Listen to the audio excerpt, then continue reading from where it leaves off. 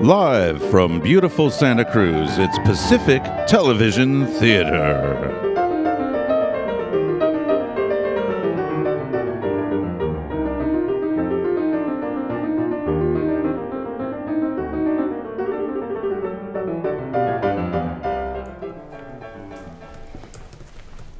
Sarah, what are you doing? I thought we were supposed to be going to Ace. Oh, I'm just checking their website to see if there's any sales, and I got distracted. By something important? No, just looking at pictures my friends have posted on Facebook. Let me guess. Cute pictures of cats? Honey, you know I'm allergic. Well, that's right. Well, so what are you looking at? Oh, nothing in particular, just spying on my friends' lives, like a voyeur. Or the NSA?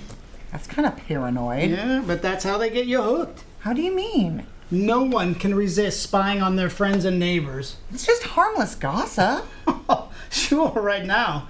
But over time, they'll get you used to performing surveillance on all our friends.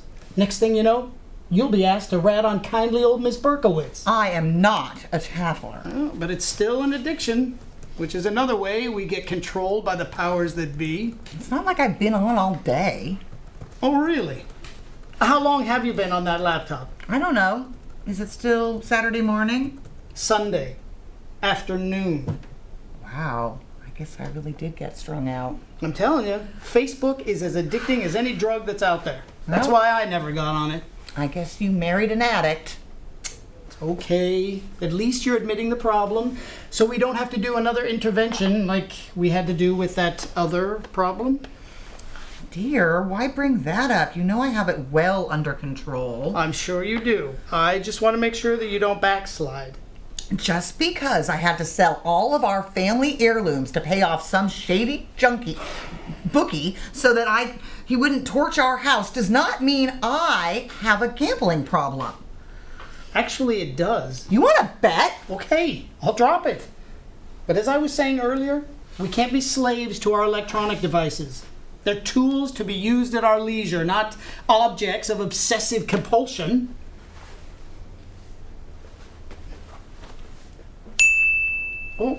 Oh no. Is it an emergency? I'll say. The Raiders traded away their first-round draft pick. They'll never get out of last place. Wow, that sounds just awful. This is important. And I need to read more about this. I'll just click on this link and... Come on. Stop buffering! I need to know more about this catastrophe. Reveal to me your secrets. You were, saying? Oops, I got a little carried away there. Looks like we're both addicts. I can quit anytime I want. Oh, of course. All right, maybe I got a little carried away there, but you know how upset I've been ever since my Raiders announced they're moving to Las Vegas. Yes, I do remember you sobbing in the fetal position for 3 days straight. Just can't believe they're leaving Oakland. Again. Why would anybody want to do that? No more tailgating at the Coliseum parking lot. No more barbecue and beers before the big game. No more throwing batteries at the opposing team's fans. It's not the end of the world. It's just a sports team. Actually, Oakland is losing 2 of their teams. Really? Yep. The Warriors, they're a basketball team. They're moving across the bay into a new arena, right down the street from Oracle Park. Oh? One team is moving to a city founded on greed, gambling, prostitution, decadence, depravity, unbridled hedonism, and a criminal past. When the other team is moving to Las Vegas. Vegas. Suddenly I want to see a Raiders game. Oh, honey, backsliding. I'm just kidding. Anyway, can't blame them. I mean, you got to go where the money is. More like where the obscene wealth is. Speaking of obscene wealth, I read that Mark Zuckerberg has enough money to buy the Vatican, the Parthenon, the Taj Mahal, and with money left over to buy both North and South Dakota. Wow, that's impressive. Facebook is his personal ATM. Well, too bad he can't buy a personality. I bet he's laughing all the way to the bank, or making whatever sound he makes instead of laughing. It's kind of like a seal bark. Yeah, but we can't fall under his sway. I'm not under his sway. Just because I spend most of my time on the website he created, so much time that I maybe have lost contact with people in my life. Maybe I have more familiarity with his virtual reality than I have with real reality, but that does not mean I'm under his sway. Yes, I can tell. But weren't you going to be looking at the ACE website? Yes, it's just Facebook is just so interesting. Yeah, with all those people posting pictures of what they're having for dinner. They just want to show you that they know how to cook or that they have enough money to go to an expensive restaurant. But what's the point? To make everyone jealous? Not everything on Facebook is so prosaic and lowbrow. There are substantive videos posted, things about economics, political theory, historical analysis. That sounds interesting. It's educational. I'll take an Ambien if I want to be put to sleep.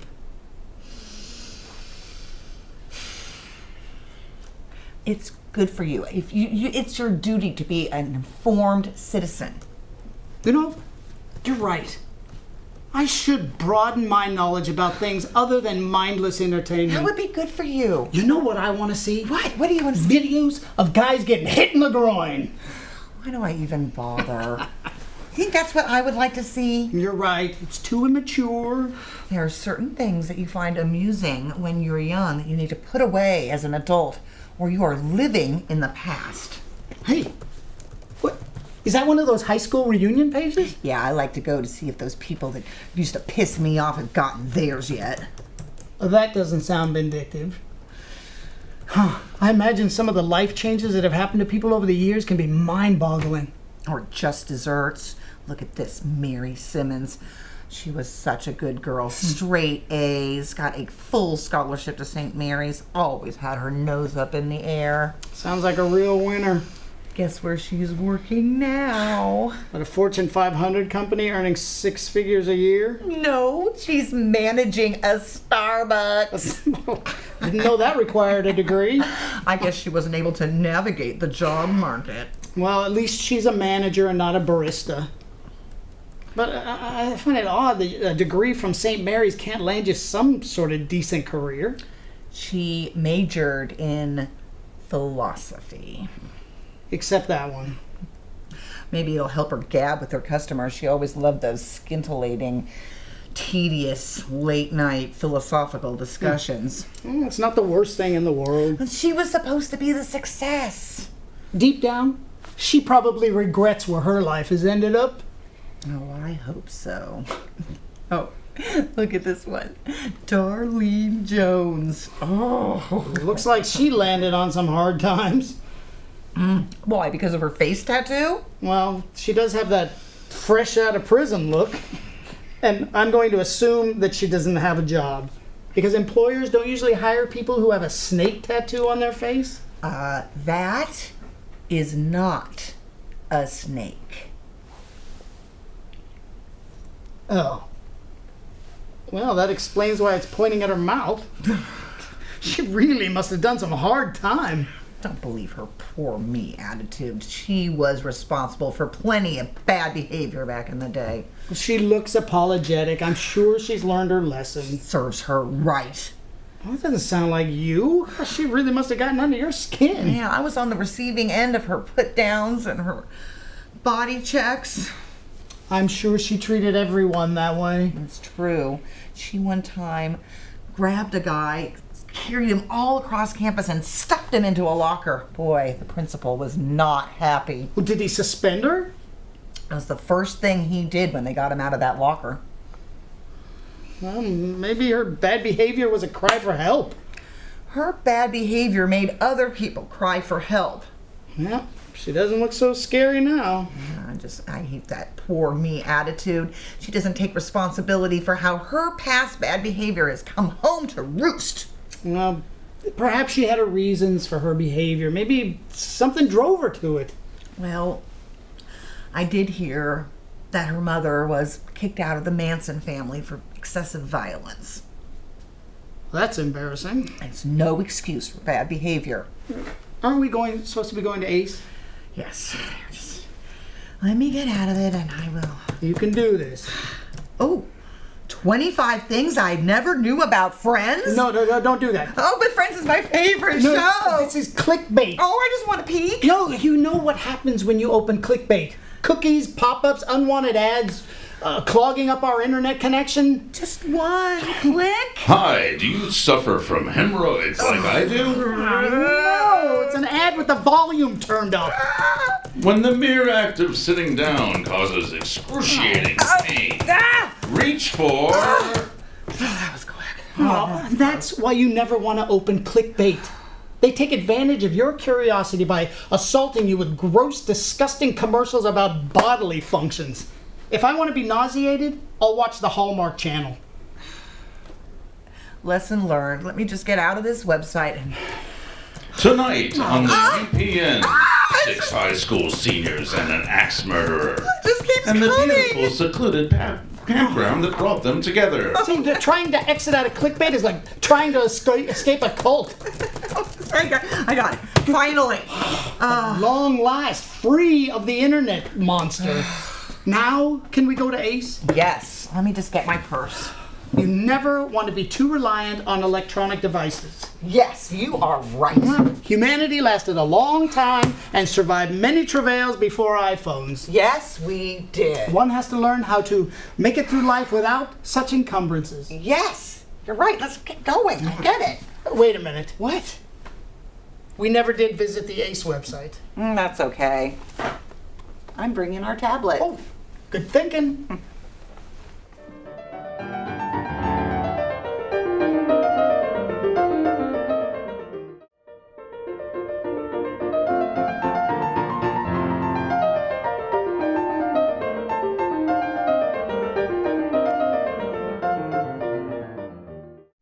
Welcome back to What's Hiding in Your Tree, a show dedicated to researching family history and unlocking the hidden past. We're here dissecting the heritage of Wayne Sherman. So, as we talked about earlier in the show, you know very little about your family history? That's correct. Anything past my grandparents, it's a complete mystery. And that's why we're here, to unlock the hidden past. Great. I'm anxious to hear what you guys found. So let's go one generation beyond your known lineage to your great-grandfather, Alvin Sherman. So that was his name? Didn't your grandfather ever talk about his father? No, he departed when I was quite young. He died. No, he left Grandma and he ran off with the Avon saleswoman, but he's dead now. Well, that must have been a shock. Oh no, he was in his late 80s when he died. No, I mean about leaving your grandmother. Oh, that. Yes, that was very shocking. Was it difficult for your grandmother? Well, no, she was really glad to see him go. In fact, she even had a party. Not the strangest thing I've heard while doing this show. So do you want to hear more about great-grandfather Alvin? Yes, I would. Well, he was in World War I. That's impressive. Yes, he served in what was called back then the Great War. Did my great-grandfather, did he serve with distinction? That depends on your definition of distinction. Well, in general, it means that you've done something of such significance that influences a lot of people and that society has recognized you in general. What he did was definitely significant. How so? One of his duties was the gathering and disposal of waste and refuse. And one day the pile got so large that he and his fellow servicemen decided to get rid of it by burning it. But what they didn't know was that the fire they started released a harmful virus into the air. Well, I hope they were able to contain it. Unfortunately, they didn't. The virus ended up spreading and contributed to the great influenza pandemic of 1918. Oh, no. Oh, no. Was it a bad pandemic? Has there ever been a good pandemic? Well, now I know why they never talk about him. Yes, one of those hidden secrets. Well, it sounds like to me that he contributed to one of the horrible events of the early 20th century. I can't help but feel shame. But lucky for you, had your great-grandfather died like all the people that he helped to infect, you wouldn't be here right now. I suppose that's fortunate. Yes. Fortunate. Well, so my whole family history can't be that bad. This is probably the worst skeleton in the closet, right? Okay, how about my mother's side? Ah, yes, the maternal line. That brings us to your great-grandfather, third great-grandfather, Meriwether Cummings. Meriwether Cummings. Well, it sounds like an upstanding citizen. Was he a person of high regard? He was in his field. Oh, and what was his field like? Law, medicine, industry? He was a salesman. Oh, commerce. What kind of wares was he selling? Patent medicines. Oh, well, that sounds respectable. Yes, if you consider snake oil to be respectable. Snake oil? No, that can't be. That must have been some kind of slander from his competitors. No, it's a matter of public record. Well, I'm sure he had his reasons. Yes, he was actually quite open about his intentions. We found his diary, and he stated that he wanted to make his fortune by fleecing as many yokels as possible before they figure him out and string him up. Well, maybe he needed the money. Did he have a large family to take care of? Not particularly. And he actually came from money. His father, Mordecai Cummings, made a fortune exploiting Irish immigrant labor who toiled in his lead mine. It seems Meriwether was selling quack medicines just for fun. Oh. He was also a proponent of phrenology, exorcisms, and the institutionalization of wayward women. Well, certainly not all of my ancestors had such poor judgment. Do I have any ancestors of high standing?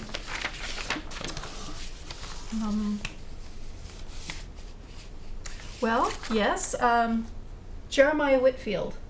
Jeremiah Whitfield. Come on.